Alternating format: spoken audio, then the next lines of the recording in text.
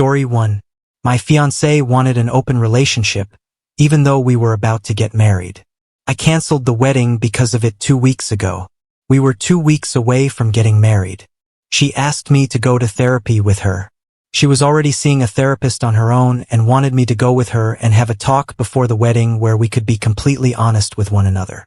That sounded a little weird to me. I thought we were already completely honest with one another. After all, we were getting married in 2 weeks, right? Also, she was super protective about her therapy sessions and didn't really talk about them. I have never met her therapist, so to be invited there all of a sudden seemed a little out of place to me. The day comes and I go there, but out of self-preservation, I had my phone opened and recording any audio. My fiancé was already there. I had to wait 20 minutes before I was invited in. The therapist greets me and shakes my hand. We have small talk. She tells me I am not at all the way my fiancé described me. I think she is trying to compliment me. Then she looks at my fiancé and tells her, "This may be harder than we thought." That absolutely weirded me out, but I am a calm and collected individual and I don't react. Just kept that dumb smile on my face we all have in awkward situations. So the therapist starts talking, has a small speech I don't care to repeat. My fiancé takes my hand as the therapist starts telling me that we live in a modern world and that my fiancé wants us to have a non-conventional marriage moving forward. I smile. I am not sure what the hell that means. Through my mind, I am thinking she wants to talk about how she will not be a slave to her husband. She will not sacrifice her work life, etc. Modern woman and girl power and all that. Nope. She is actually talking about how once we get married, she wants to be free to sleep with other men. The other non-traditional type of marriage. I forgot it's 2018. But she loves me a lot and would not be comfortable with me having the same benefits because she would be too heartbroken knowing that I find other women attractive and that one of them could steal me from her. So I let them finish talking. They were very fluent and they got more confident talking, probably empowered by my lack of reaction and because I wasn't saying anything.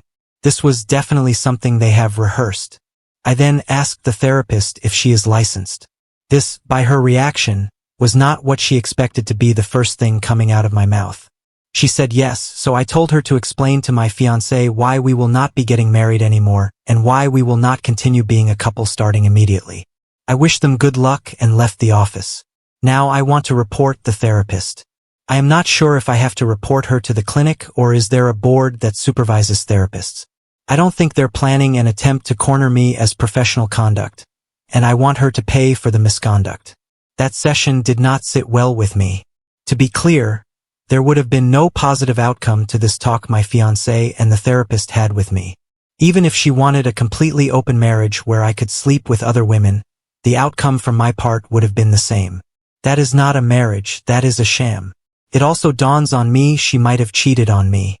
Now that I have this clarity of mind, certain things don't match up. So I was a fool anyway. I listened to the recording and I still can't believe what was said there. Anyway, I called off the wedding. I am a very easygoing guy. There are no fights with me because I'm not seeking them. There are no conflicts or enemies because my life is guided by principle and common sense. That might have given my ex the impression I will be easy to walk over like a doormat, but she is an idiot for thinking that. Having listened to the recording a few times, I am confident the therapist recognized I am not how my fiancé must have described me in their sessions. Hence that, this may be harder than we thought. Now that the wedding is no longer happening, people are starting to ask questions I am not comfortable answering. How do I navigate this? See, I am sure my ex is doing damage control, but I have the recording and if she goes too far off the path, I will not shy about letting people know what she wanted us to talk about. But my parents and family also want answers and I am not sure what BS to tell them. I don't want them to think I'm an idiot for allowing my ex to get to this point where she was so confident that she straight out told me she wants to fuck other dudes. She is also blowing up my phone, my best friend's phone, and my brother's phone. We can work on this. I didn't understand what they were telling me in the therapy session. She will do anything to fix this. It was the therapist's idea. She was against it. Etc. Last cry of a dying siren. All her cries fall on deaf ears and I am the owner of said ears. We were also working to get a loan to buy a house. But I canceled everything. I basically erased any ties we had financially or otherwise. Her current plea is that in therapy she exposed her insecurities about our sexual history. I had considerably more partners than her, and the therapist came up with the idea we should level the field. Regardless of the truth of this, that therapist gets reported once I figure out where to do it and what to say. This post is mostly a rant, but I would also want to know how would you handle the questions of friends and family. My ex is certainly doing her own damage control, and I don't want to be a he said, she said. I do have the recording and am wondering if I should send it to the interested parties. My ex doesn't know I have the recording. Small update. I am at work and I just received confirmation the journal has been returned to my ex. I sent it early in the morning with the courier that our office uses, and she had to sign a confirmation order that she received it. As some have recommended, I came to the conclusion that reading it will not help, as she never took ownership of this whole situation. Thank you. Date 1. Jokes aside, it has been an interesting 2 weeks since my initial post. Monday last week, I talked with a lawyer at work about the situation with a therapist. He looked at me like I was bullshitting him and asked me if this was a prank. So I asked him if he wants to hear the recording. Damn right was his answer. I talked again with him the next day. At the end of it, he noted a few things I didn't pay attention to on the recording. The therapist was always saying, "We think," "We want," "We talked about," "We decided." Not once did she say, "Your ex here asked me to talk with you," or "Your ex wants you to know," or anything like that. It was always "we this, we that." He also asked me what my endgame is. Do I want to sue? He didn't think I personally have a case, to which I agreed. I never intended to sue anyway, but notify the appropriate institutions and let them deal with the therapist. A decision was made to write 2 letters, one addressed to the clinic where the therapist works at and one for APA. We checked and she was accredited. By Wednesday, there were a few more people at work aware of the situation, including one of the 2 case researchers. She dug up information about the therapist online, reviews, as well as the contacts for 2 of her previous patients. The therapist didn't have the best reviews. There were people upset with her, and we managed to track the 2 we talked with through social media. They were more than happy to help once we explained the situation, and their stories were not any better than mine. The letters grew a consistent size as we included the signed stories from the other 2 individuals, as well as my own description of how my ex changed once she started the therapy sessions and a detailed description of how my meeting with the therapist went. Friday last week, I met with my parents. Her parents came to my parents' house and we had the talk. My ex was there too, and more info was disclosed that made its way to the report on the therapist as well. This week we sent the reports out. There was a reaction from the clinic. They called our office on Thursday morning, most probably to check if it is a prank or a real issue. We talked with their lawyer or one of their lawyers over the phone, and when we confirmed it was legitimate, someone else was heard in the background on their end with a, "Well, crap." They said they are taking this very seriously. A conclusion from one of the guys at work was that they probably received other complaints before, but this is the first time someone did it so well documented. Their letter also mentioned we are reporting this to APA. That might have turned the heat on as well, hence their quick reaction. I don't know what the result of this will be, and I consider my issue with it closed. However, having talked with the other 2 individuals who were treated by this therapist, I sincerely hope she is at least investigated, because she sounds insane and with an agenda. She ruined their relationships as well. One of the individuals was a woman, for the record. Then my ex and her parents Friday last week. My parents called me and asked me to give them a visit after work. When I did, surprise, my ex and her parents were there too. My first reaction seeing their cars in my parents' driveway was to flee. This meeting was supposed to be on my terms, but she attempted to take the reins to it. That was not going to happen. Let me tell you, my ex was waiting for me outside. She looked very good. If there was ever a girl you'd like your parents to meet, she was the image of it. She told me they are here to talk with me and see if we can fix this. They isn't her parents. She either never told them what happened or she gave them a version of a story they were not buying. She had a journal with her. She told me she started writing in it before she began therapy and continued writing in it until that Friday morning. That I should read it and it will clear out all this mess. I told her this is not a book club. I wanted to go inside and get the circus going, but she asked me if I can give her 10 minutes. She wants to talk with me for 10 minutes before I talk with her parents, and she kept handing me her journal and started crying. And then my sister showed up. And then my ex's sister showed up. They were already there and came out to check on us. So I took her journal, went inside, said hello, and left my ex in the back of the garden to win as isolated a portion of my parents' garden as possible. They have a large garden with a lot of trees and benches. She quit her job. The stress was too much and she had a breakdown. It escalated and never got better. She is no longer seeing the therapist. She started seeing the therapist for work-related matters, but somehow it turned into matters about our relationship, and it stayed focused on the relationship because it was the only thing the therapist seemed interested in. She never told her parents why she is my ex. She is seeing another therapist now. I just listened. She turned the discussion from her to us. Told me I would be in control. I will be managing the finances. I will receive access to all her devices. I will be able to track everywhere she goes. Any property we will own will be in my name. She will do anything I want to trust her again. Basically things she said in her messages over the last weeks. She enumerated more things than the ones I mentioned. I don't know how she thinks that would be a healthy life for either of us. I asked her if she cheated. She told me she had the opportunity to cheat, but she had never. I believe her, but it also angered me. What does she mean she had the opportunity? If you are in a committed relationship, you don't put yourself in a position where you have this opportunity. You don't want this opportunity. It's like saying, I had the opportunity to kill someone today. Why? What were you doing that there was such an opportunity? Why call it opportunity anyway? It makes it sound like something positive. That pretty much ended our 10 minutes and told her we should go and talk with our parents. So we did. I asked our sisters to leave us alone, as it was not any of their concern what was to be discussed. My sister huffed and puffed, but a house made of stone survives hurricanes, and she was not one. Well, I talked and explained what happened, how the therapy session went, and my resolve. I didn't mention I had a recording because I never had to. My ex confirmed everything I said, which surprised me. Her father had teary eyes, and that broke my heart. Her mother asked her if this is how she thinks they raised her and asked for an explanation. My ex basically told them the same story.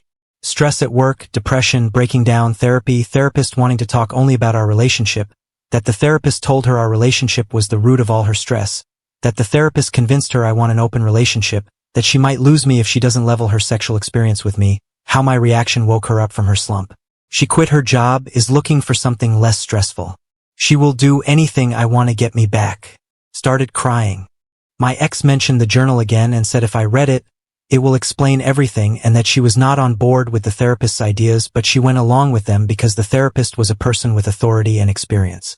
Our parents looked at me and I told them someone's private journal is not the type of literature I read unless they are a dead poet.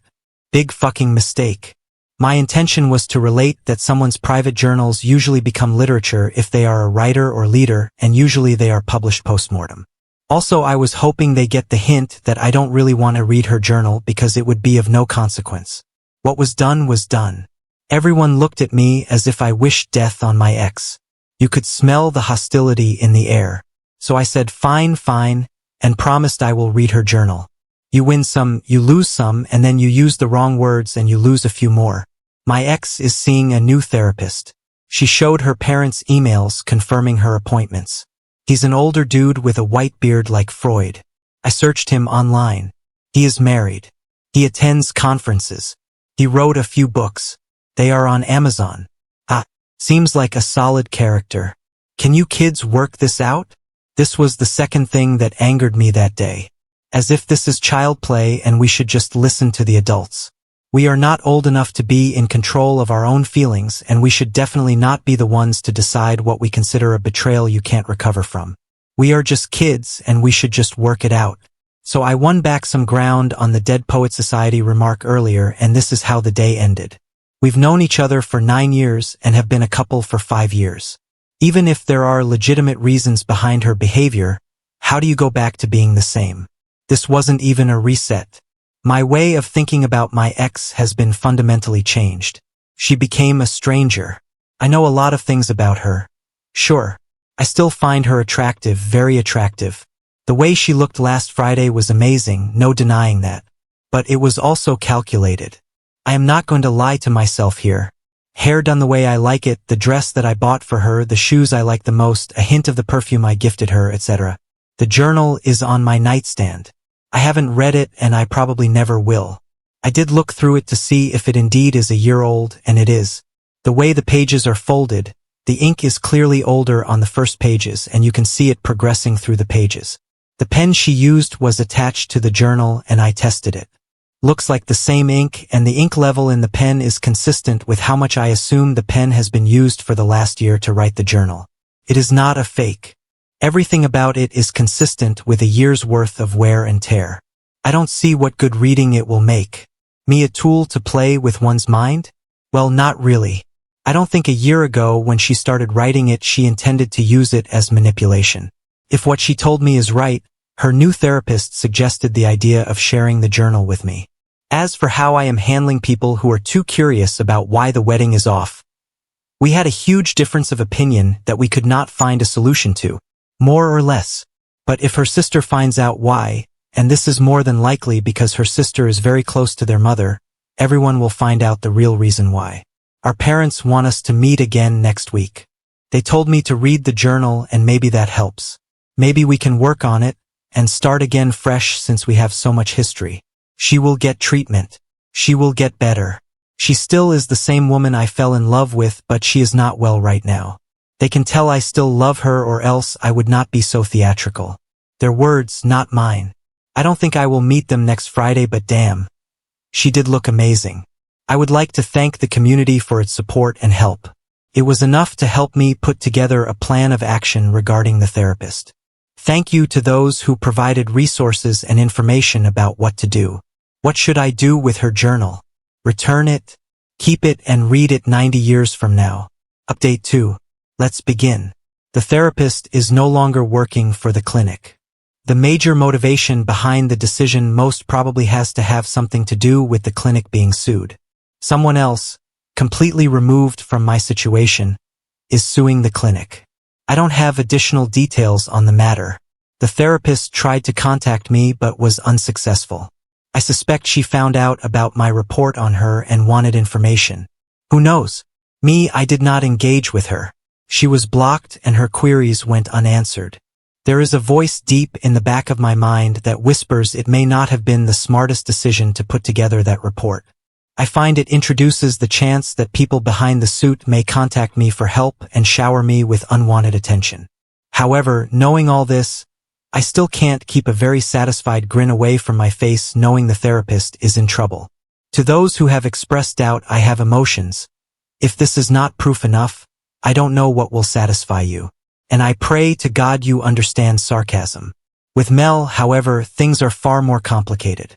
I wrote a small update in my previous post about her journal. My decision was to return it and I was very clinical in my method. The courier we use at work delivered the journal to her that Monday morning. I did include a letter explaining why I haven't read it. It all boiled down to not taking ownership of the situation.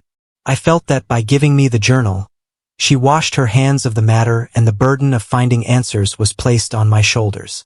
In return, I washed my hands of the matter. Honestly, immediately after they notified me that the journal has been returned, a feeling of regret washed over me. Maybe I should have read it. Later that day, Mel showed up at my workplace. She didn't make a scene, nothing like that. She just waited in the lobby patiently. Her plan was to wait for me until I finished my day and then have a talk with me. Naturally, it didn't take long for me to find out she was there. My options were to either send her away or talk with her. So we talked. Several architects designed the collapse of our relationship. Number 1, stress. This I knew about, but never the gravity of it. In hindsight, when she started looking for a therapist to help with the work stress, I should have been more aware of the situation. But she always maintained everything was fine. So why would I not believe her? Therapist or not, she still had a breakdown at work which she hid from me and her family. Number 2, I could have been a father. She had a miscarriage. She found out she was a few weeks pregnant and wanted to make it something special when she would have told me about it. However, a few days later she started bleeding and that was it. She never told me about this because she was afraid I would look at her as unworthy. She knows how much I want to be a father, and she rationalized this would give me the idea she can't bear children.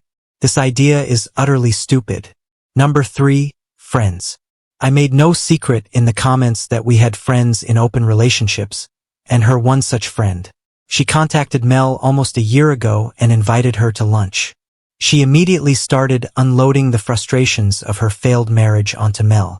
Her husband has something in common with me. We both had far more partners than our significant others. In my case, it was 26 previous partners. In the case of this friend's husband, the number was a whopping 70. Well, as soon as they got married, he demanded an open relationship from his wife, and she has been miserable ever since. Apparently, the same thing was going to happen to Mel if she was not careful about me. This friend told Mel I am showing the same signs as her husband before they got married. Number 4. Those we love are not who we think they are. Our fathers both work in academia and have known each other for 30 to 35 years. They frequently attend work-related events and parties, and they usually go together with their wives. When I met Mel, it was at such an event. I went with my father because I was interested in meeting a professor who could have helped me with my career and opened some doors. Mel replaced her mother because they had a scheduling conflict and her mother could not attend. Or so she was told. Turns out her parents were going through a very rough patch created by her father's infidelity. Mel only found out about this recently when she talked with her mother about the concerns raised by the friend from number 3. This was an obvious shock. Her parents were nothing but the perfect couple, a model to follow. They patched things up, obviously, and they managed to keep the illusion of a perfect marriage throughout the process. 4 horsemen of the apocalypse. Mix them with a therapist of dubious motivations, and that's how you end a relationship. The therapist was so happy to plan my open relationship. She confirmed everything the friend said. Men like me will never be satisfied with one woman. I will eventually look for more. There is only one way to correct my cheating impulses. Mel has to sleep with other men, at least until we even the numbers. I will, of course, be against it, but that is fine. If I love Mel, I will understand. This was a layered idea. It will both correct my cheating behavior, it will confirm my love for her, and it will strengthen our relationship as a result. This plan would have obviously failed, and I think this is exactly what the therapist was looking for. Our relationship would of course not have survived. What the therapist didn't expect was how fast I would react. At least this is my hypothesis right now. The rest of the week we met on a daily basis and she answered every question I had. One thing was clear. As prepared to end things as I was, she was the opposite, ready for the fight of her life if it meant our relationship could be saved. At the end of the week, I had to leave to another city for work-related matters and I was gone for a month. Originally it was supposed to be a 2 weeks trip, but it had to be extended for another 2 weeks. More billable hours, haha. Before I left, I handed Mel a copy of the therapy session recording. She knew I had it. It was one of the first things I talked to her about when she showed up at my workplace on Monday. I think listening to the recording shook her to the core. What she remembered about the therapy session was very different from what was on the recording. I think she finally realized where all my actions and behavior towards her came from. People at home knew about my work trip, and for the next 3 weeks, I was left to my own devices. Minimal interference from anyone. It was awesome. Several people in the comments offered to drink a beer with me if I ever happened to be in their city. I took someone up on it. First time I've met another Redditor. Surprisingly not a weirdo, haha. He and his wife were wonderful people. The 4th week, Mel came to visit. We maintained contact the previous 3 weeks, going back and forth on various topics, always about us. One major issue had to be sorted out. After our wedding, we were supposed to go visit France for 2 weeks, sort of a honeymoon trip. Neither of us were able to do it immediately after the wedding, so it was booked 3 months after the wedding and it was coming up. We had the plane tickets, non-refundable. Why can companies do this? We had the hotel reservations. What we didn't have was us. That 4th week we talked some more and agreed to go to France anyway. As friends. I can already imagine eyes rolling as you read that last sentence. France was amazing. You visit a country like that and realize the US is medieval in comparison. When you visit a museum, you can spot the Americans immediately. How to behave in foreign countries should be a mandatory course in our schools. We returned from France as a couple. This had nothing to do with the magic of Paris. It will, however, be a process. We are not back to our former selves. There is some rebuilding to be done. Several things we have agreed upon, in no particular order. She is looking for a new job, one that is less stress-attached. Our friends in open marriages are now deemed a toxic influence and we will no longer associate with them. We both like the name Mel and our first daughter will wear this name. Thank you, France. Never hide anything like a miscarriage from your partner. I am monumentally pissed about this one. We will get a puppy and a kitten. She will continue to see her current therapist for a while. When we do get married, we'll do it for us. Smaller ceremony, just us and immediate family. We'll probably go to Italy next. I suppose this is not the exciting update everyone was waiting for. Many have asked for an update, and if you were looking for wrath, hate, or revenge, I am sure there is a version of this where all these and more are possible. But as I said from the beginning, I didn't hate Mel. My actions were nothing more than self-preservation at the time. Her actions indicated she wanted something that was contrary to what I thought we both agreed upon. Those worried about her mental state, there is no concern. Once the vapors of her therapist's influence dissipated, she returned to her former self. More or less. It's impossible not to be changed by these events, but she is in a very good place. You will remember she offered me control over the finances, to track her location at all times, open access to all her devices, etc. Aside from the lack of interest in such a lifestyle from my part, they were just a way of trying everything to continue the discussion. We do agree we should be open with our devices, and for what it's worth, we have always been open, so nothing will change here anyway. As for finances, we will do what we have always done, share them. Thank you to those who have talked with me in the comments and the private messages. There was some valuable advice I received from some of you, and I will be forever grateful. Writing these posts but also interacting with you guys has been therapeutic and a very good pressure release.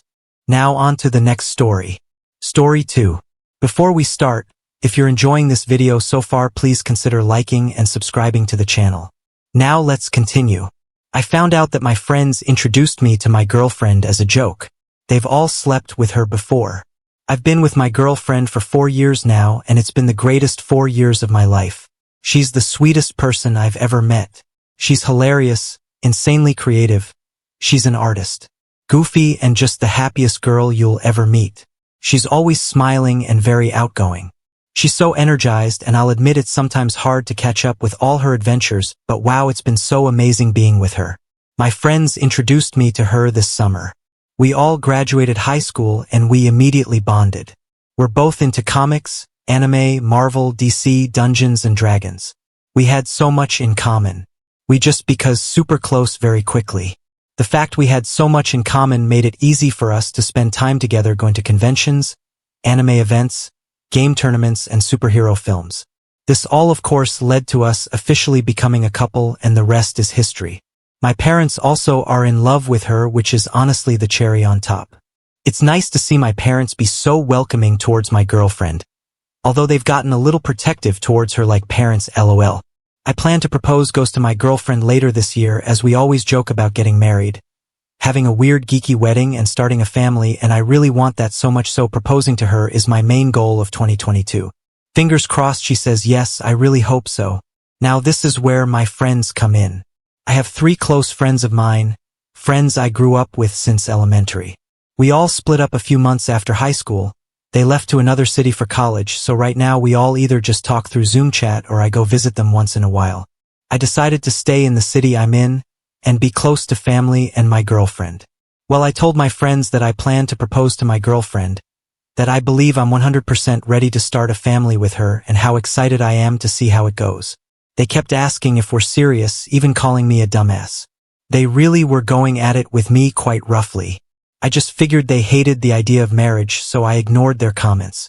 That's when they told me the truth, and holy shit, the proof they had made it even worse. They all said they met my girlfriend 8 years ago at midnight bowling. They met her through a friend of theirs that invited her that night. I don't know this other friend at all, so I can't say who it is. That's how they all met. They thought she was hot and cool, so they stayed in contact with her after that. My friends still continued hanging out with my girlfriend, smoking weed, playing video games, and anime, and of course sex. They told me they'll pass her around the group for fun, and that's practically why they were friends with her. They kept using the word whore, which crawled into my skin in such a negative way. So pretty much they just kept my girlfriend around for sex. All three of my close friends have slept for plenty of times. This lasted a good portion of high school, but of course I didn't know my girlfriend at this time because she attended another high school.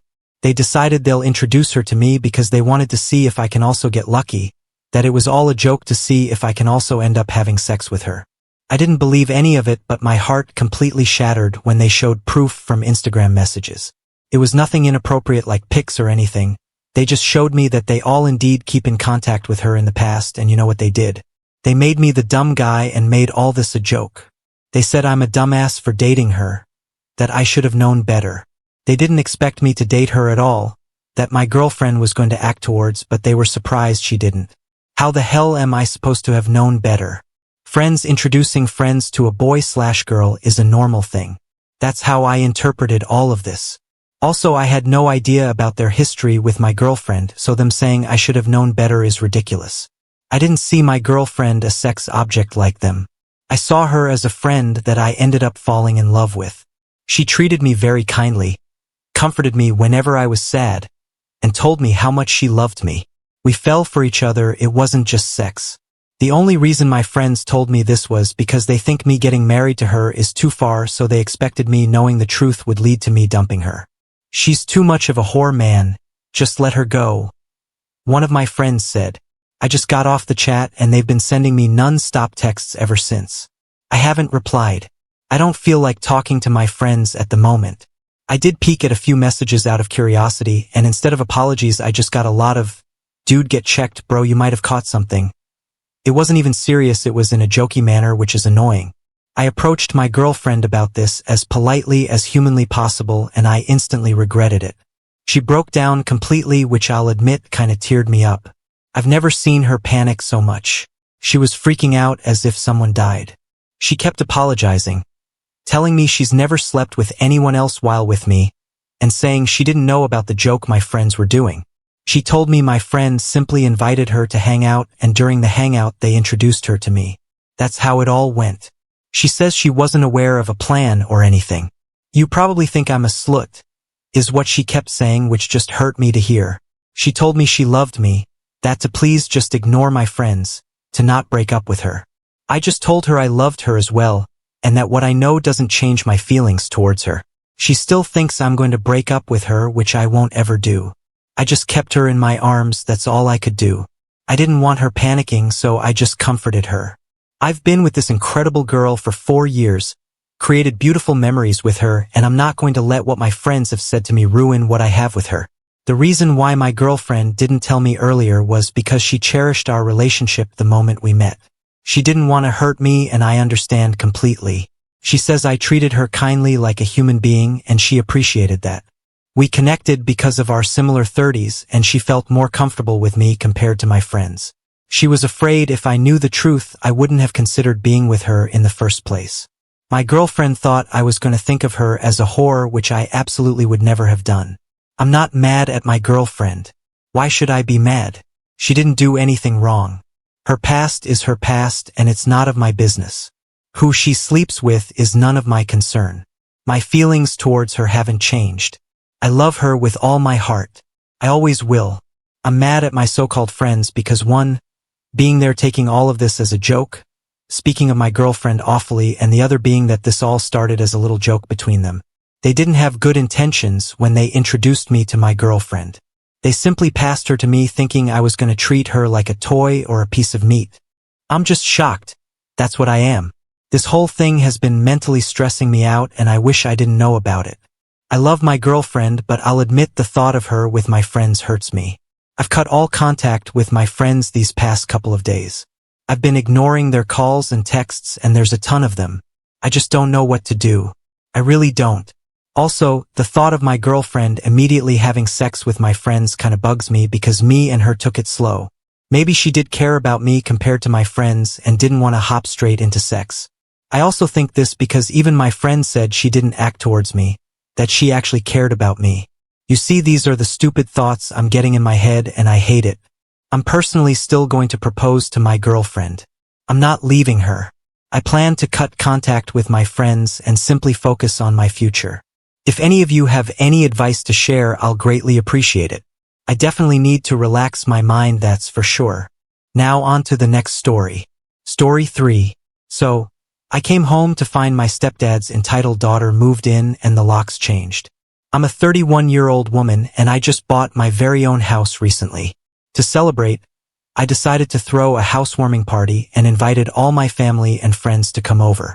A few days ago, I also invited my parents to the party, but I was very specific in telling them that I was only inviting them. I did this because I wanted to avoid my mom bringing her new family along. You see, my parents split up nearly 15 years ago, and it's been just us since then. About 2 years ago, my mom got married again to a man named Adam. Adam has a daughter named Emma from a previous marriage who is 21 years old now. Emma is the kind of person who thinks she deserves everything without working for it, and honestly, she's the kind of person I just can't stand. Adam isn't much fun to be around either. It's pretty obvious that they don't really like me much, and the feeling is mutual. So naturally, I didn't want them at my housewarming party. This party was a big deal for me, and I wanted to enjoy it without any drama. Despite my clear instructions, my mom decided to bring them along anyway. When I confronted her about it, she said she hoped this would be an opportunity for me to get closer to her new family. She thought it would be great if we could all just get along. I didn't want to make a scene at my own party, so I didn't push the issue further that day and decided to let it go for the time being. However, Emma couldn't help but make a rude comment about my house during the party. She told all my friends that she could afford a much better house with her salary, which, by the way, is nearly half of what I earn. That really got on my nerves, so I responded by saying she should go ahead and buy her own house then. I mentioned it would probably make her parents happy to see their 22-year-old daughter move out of their basement. My comment made a lot of people laugh, and Emma turned bright red with embarrassment. I could tell she was humiliated, but she was the one who started making rude comments, so I didn't feel too bad about what I said. With so many other guests to take care of, I didn't dwell on it and moved on to chat with other people at the party. After the housewarming party was all done and everyone had left, including Adam and Emma, my mom stuck around. That was when I decided it was time to have a serious talk with her. I told her straight up that I wasn't looking to make her new husband and his daughter a part of my life. I'm already in my 30s, which means I'm totally capable of choosing who I want to hang out with and who I'd rather not deal with at all. Unfortunately, my mom's new husband and his daughter are just not people I enjoy being around. They haven't been nice or respectful to me, and that's putting it mildly. Then my mom dropped a bombshell on me. She suggested that Emma, her stepdaughter, should come live with me for a bit because Emma's new job was way closer to my house than to where they lived. My mom thought that if Emma and I spent some real time together, I'd start to see her in a different light. I couldn't believe what I was hearing and said no way right on the spot. Just getting through one evening with Emma at the party was tough enough. The idea of having her in my house every single day.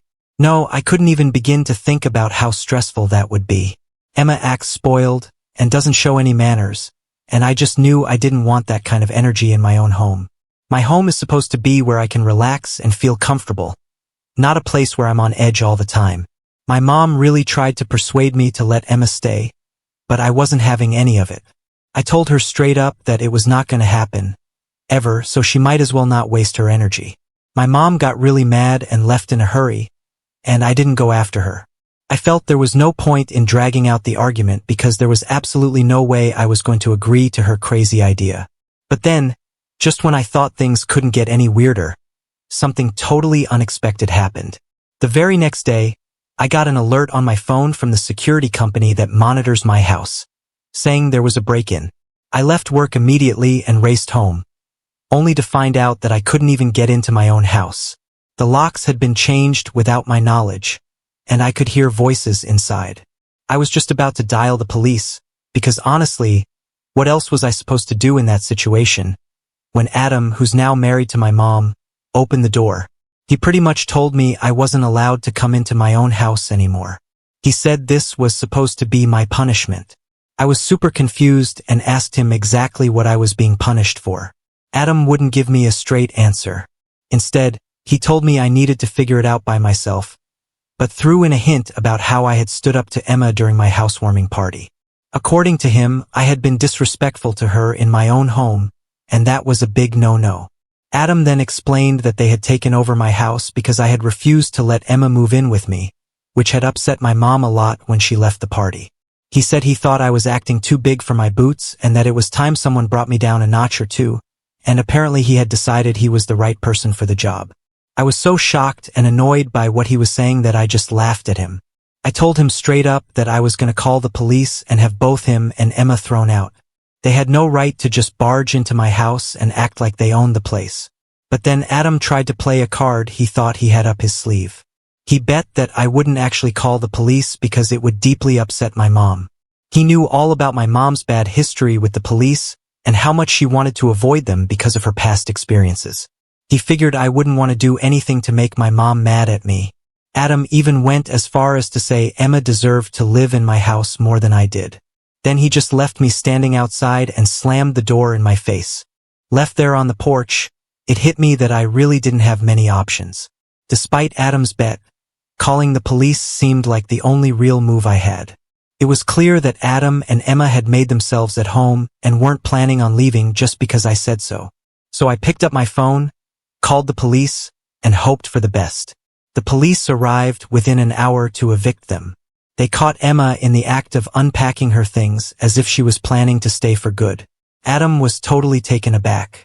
He had not expected me to go through with calling the police, especially because of how my mom feels about them.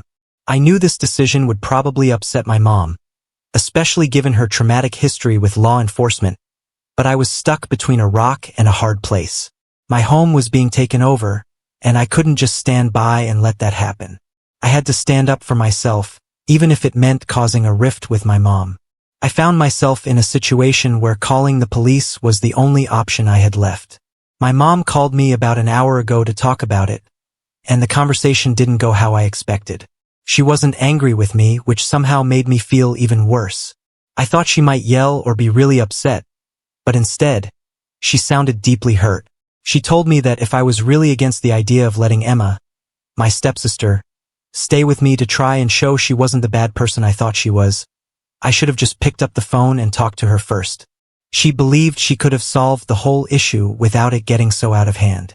But what really got to me was when she said she couldn't forgive me for the way I chose to handle things. According to my mom, calling the police and getting Adam and Emma thrown out of my house was a step too far. And because of that, she said she couldn't see herself speaking to me again. She felt what I did was something she just couldn't get past. Hearing her sound so sad and defeated really broke my heart. It didn't seem like she was just putting on an act. She sounded genuinely upset. Normally, my mom is someone who's drawn to drama, but this time it felt different. She seemed truly disappointed in me, which was a lot for me to take in.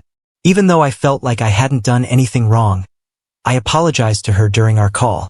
Unfortunately, it didn't change the situation. She still ended the call and blocked my number, and now I'm left feeling terrible about the whole thing.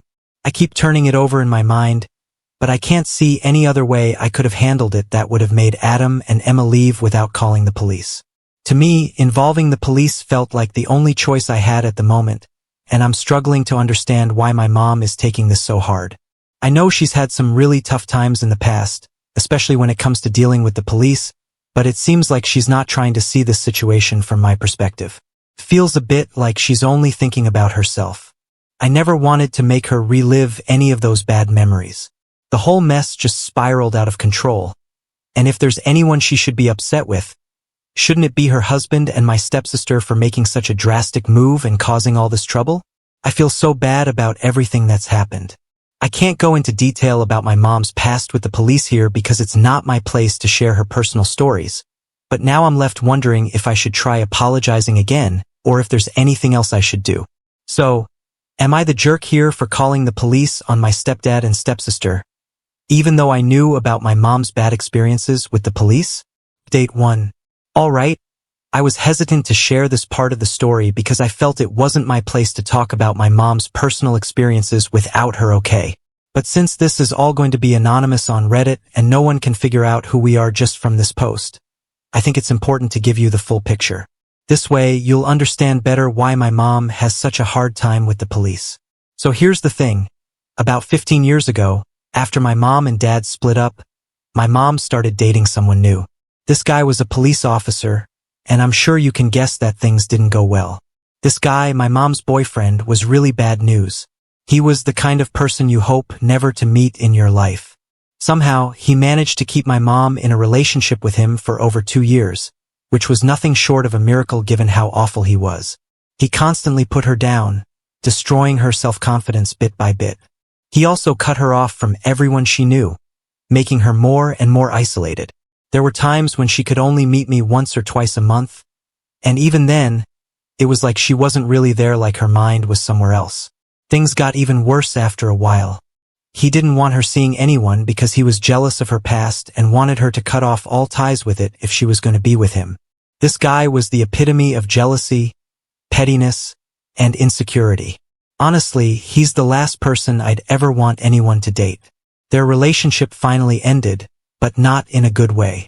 He left my mom out of the blue, running off with a coworker in the middle of the night. All he left for my mom was a letter telling her he didn't want to be with her anymore and confessing that he'd been having an affair for the last 8 months. This whole ordeal left my mom with a deep-seated trauma regarding police officers, which explains her reaction to my calling the cops on Adam and Emma. After that whole ordeal with her boyfriend, who was a cop, my mom was really sad and down for almost a whole year.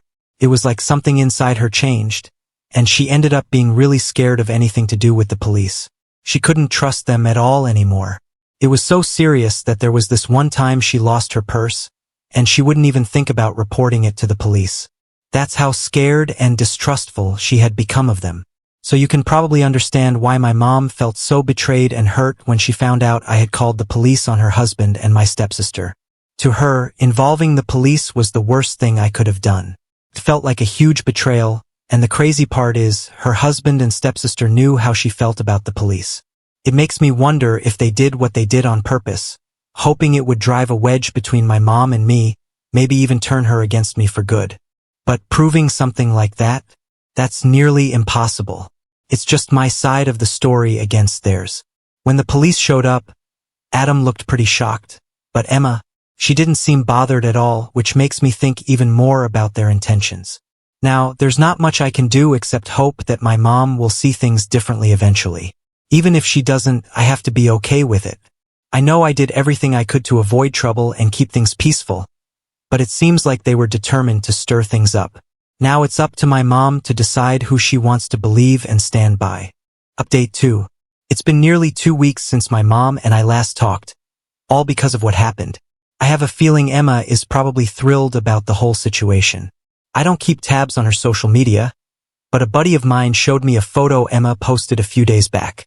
It was a picture of her, my mom, and Adam all hanging out at the beach, wearing sunglasses and looking relaxed. The caption was something about just the fam recovering. I'm not sure what she's claiming to recover from because, from my point of view, I'm the one who had to deal with a stressful mess because of her and her dad's actions. I brought the whole situation up to my dad to get his take on it, and he thinks I handled it the right way. What other choice did I have given everything that went down? He even mentioned that before the housewarming party fiasco, my mom had asked him for advice on finding a cheap place for Emma to live that was close to her job. Since my dad works in real estate, but more with selling houses than renting them, he told my mom he couldn't really help unless she was looking to buy a place for Emma. My mom seemed like she was considering it, which is kind of shocking. Adam, on the other hand, didn't want to invest in buying a house just for Emma's temporary job situation, which does make some sense. But what really gets to me is how different my mom's approach is with Emma compared to how she was with me. I remember when it was time for me to go to college, my mom insisted that I figure it out on my own because she wanted me to learn independence and self-sufficiency. She wouldn't help me financially with tuition, saying it was for my own good. Yet it seems like Emma gets a pass and a lot more support. It's hard not to notice the stark difference in how my mom is treating the situation with Emma compared to her approach with me growing up. It really bothers me that my mom seems to have a closer relationship with Emma, who isn't even her own daughter, than she does with me. Seeing them together on a beach trip really got to me, especially since my mom always told me she didn't like the beach. She always said she preferred going to the mountains or maybe hiking through the woods whenever we talked about going on vacation. I've always liked the beach, but I had to give up on that idea whenever we planned trips because I knew if I pushed for it, she wouldn't want to go, and we'd probably end up not going anywhere at all. So seeing her change her preferences for Emma, doing something she never did for me, feels really unfair. I didn't expect to be as upset by that social media post as I am, but it hit me hard. It's like Emma is getting to have the mother and family experience with my mom that I always wished for but never really got. My mom just wasn't willing to be that kind of mom for me, and it's really painful to admit. I think I need to have a conversation with my mom when she gets back from her trip because this silence between us is just too much to bear. Even if the conversation ends with her telling me she's disappointed in me and me deciding I don't want to talk to her anymore, I feel like we need to have at least one more talk. It might be our last, but I just can't keep going on like this without trying to clear the air. Update 3. I told one of my friends to tell me whenever they think Emma is back from her vacation. I learned that they came back yesterday. I don't know how I'm going to bring this up with my mother, but I know that I have to get through it somehow. She has blocked me on her social media, so I can't use that to get to her, but she hasn't blocked my number, and I guess I'm going to have to call her. It's going to be hard because we haven't spoken in almost 2 weeks, and we aren't really on the best terms right now. My dad thinks that I should give it a day or two before I contact her, but I think she'll answer if I call her right now. She's probably in a good mood from the vacation, so that might lead her to accept my call or something. To be honest, I just want to do this because I feel brave right now, and I want to rip off the Band-Aid as soon as I can while I still have the courage to do it. It's just been 1 day since I learned that my mother is back in town, but I almost feel like throwing up because what if she doesn't answer my call, and this is it? I haven't done it yet because I feel like if she doesn't answer my call, then that'd be pretty earth-shattering for me. I've never had that great of a relationship with my mother, but it was a relationship still, so if I lose that, then I don't know what I'm going to do. Update 4. So I finally worked up the courage to call my mom, and we just finished a phone conversation that lasted nearly half an hour. During the call, I opened up to her, sharing everything I've been feeling about our relationship and what I've been going through lately, just like I've written in my previous updates. It was really tough to be so honest about my feelings towards her as a mom and to lay everything out there, but I felt it was crucial for her to hear all of this directly from me, even more than sharing it with you all here. She didn't say a lot back to me, but she did mention that she understood where I was coming from. She even expressed a wish that she had been a better mother from the start. I wasn't really sure what to make of that comment, and I didn't dive deeper into it because I thought it might be something we could explore more when we meet up in person. We've planned to have lunch together tomorrow, and I'm already feeling anxious about it. The thought of sitting down with her face to face is making me really nervous. I'm worried it's going to be super awkward. I might be the one making it awkward because I'm already stressing about the whole thing. Every time I think about meeting up, I worry I might say or do the wrong thing, and I can't shake the feeling that something might go wrong. Ever since she remarried, it seems like our interactions are just waiting for the next big issue to arise. I'm just really hoping that this meeting doesn't prove my worries right. Update 5. Hey everyone. I'm on my journey back home right now after having lunch with my mom, and honestly, I just can't bring myself to head back to work today. I'm feeling pretty down, and all I really want to do is go home, maybe pour myself a glass of wine, and just chill in bed without worrying about anything else for the rest of the day. The chat with my mom didn't really go as I had hoped or imagined it would.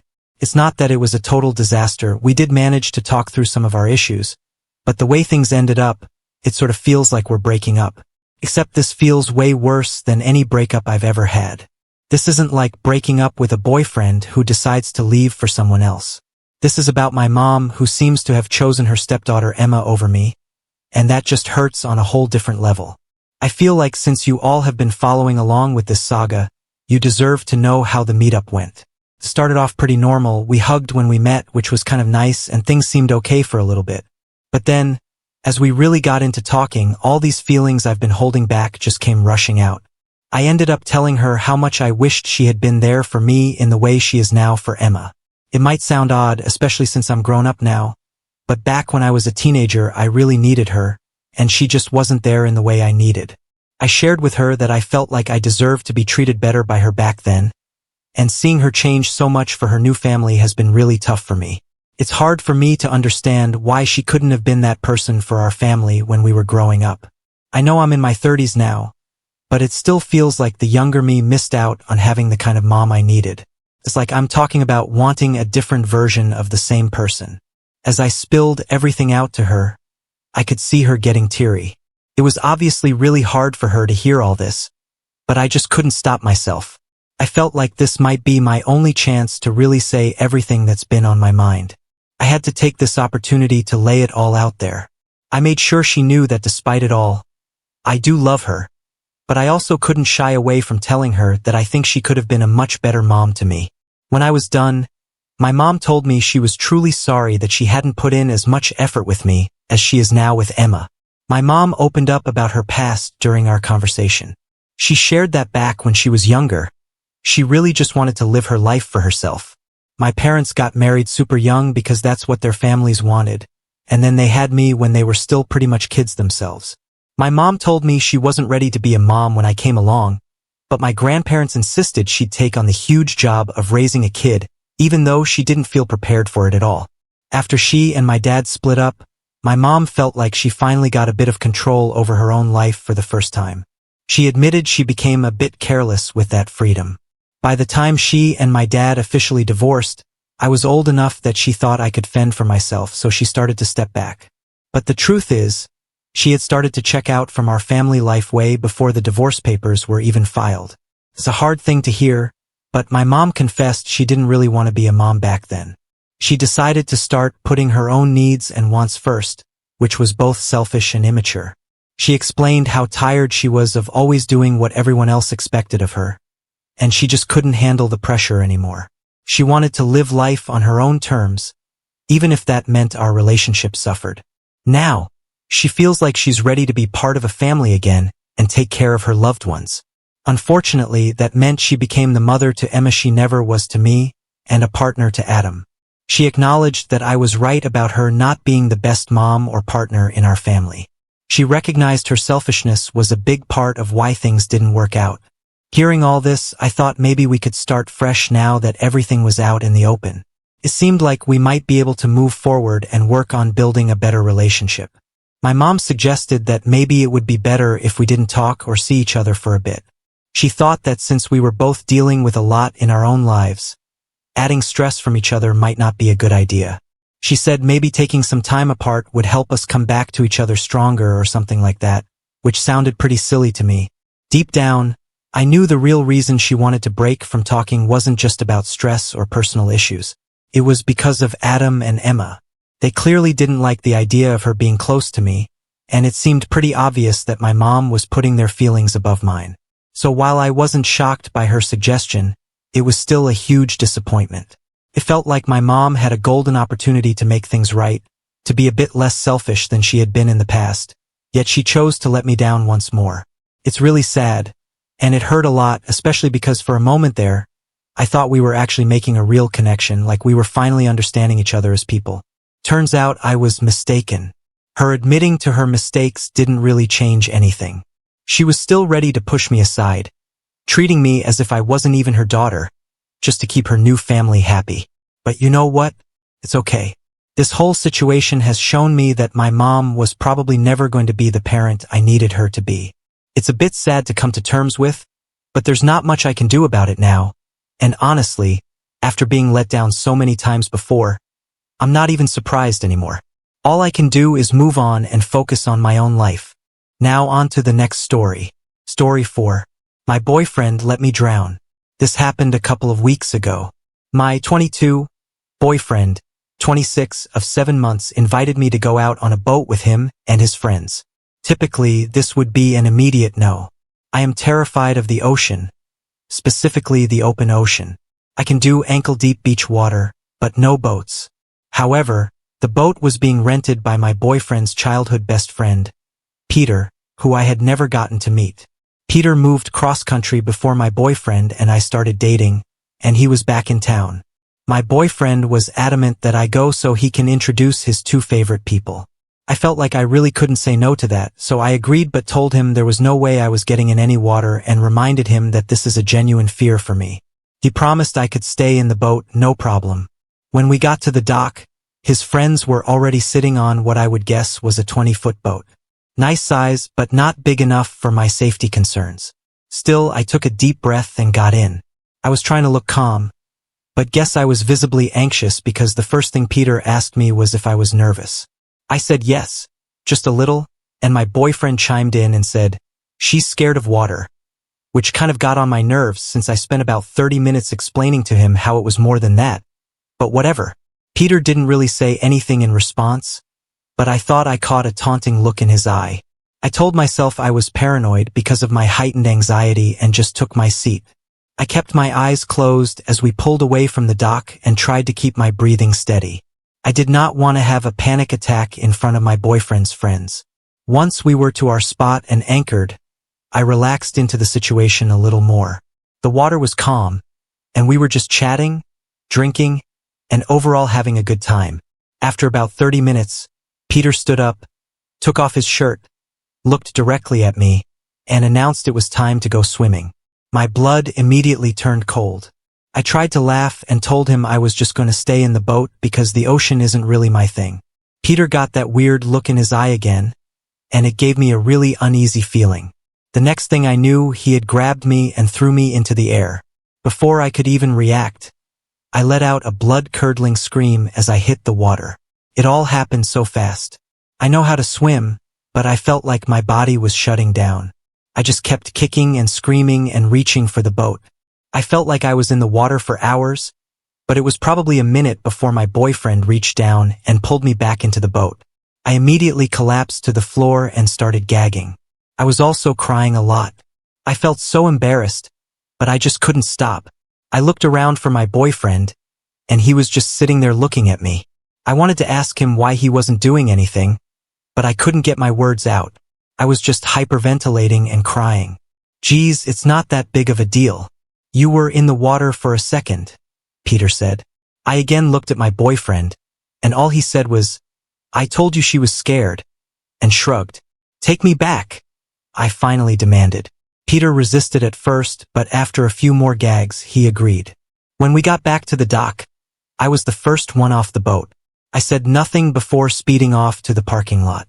I jumped in the car and just wrapped myself in a towel and cried. About 15 minutes later, my boyfriend strolled up and got in the car.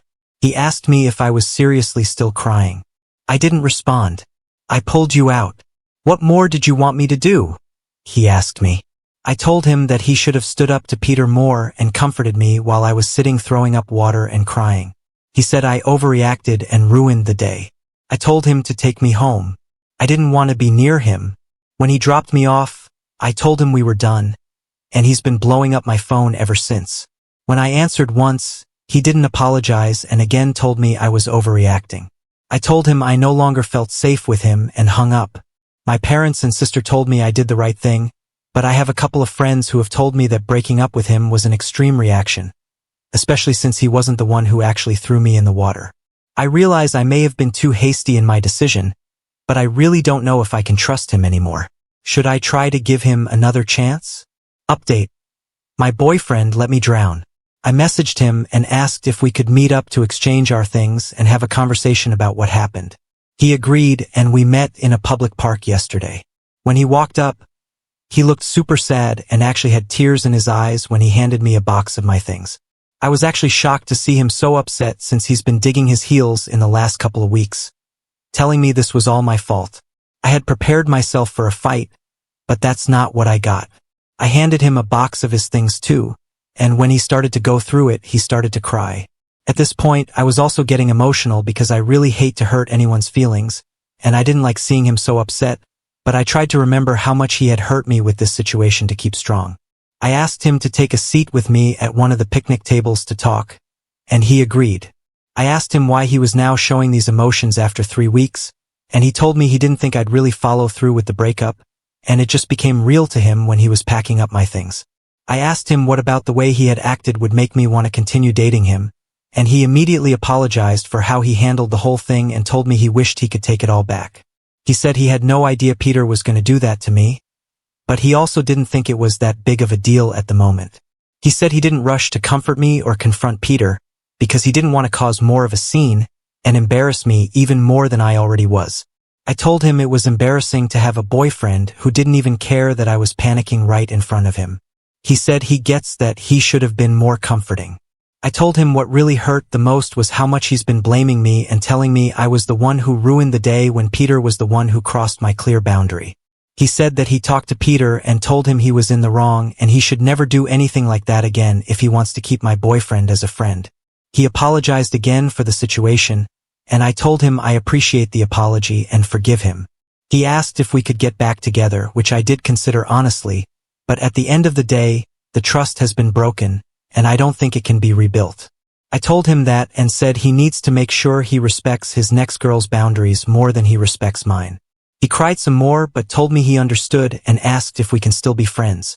I told him I would need some time, but maybe some months down the road we could try and be friends. We hugged and then left separately, and that was that. I'm also going to be talking with my friends who minimized my reaction to see if there's anything worth saving there. But one step at a time. We have reached the end. If you enjoyed this video, please be sure to like and subscribe to the channel for more videos like this, and give us your thoughts about the stories in the comments section. Thank you and see you in the next video.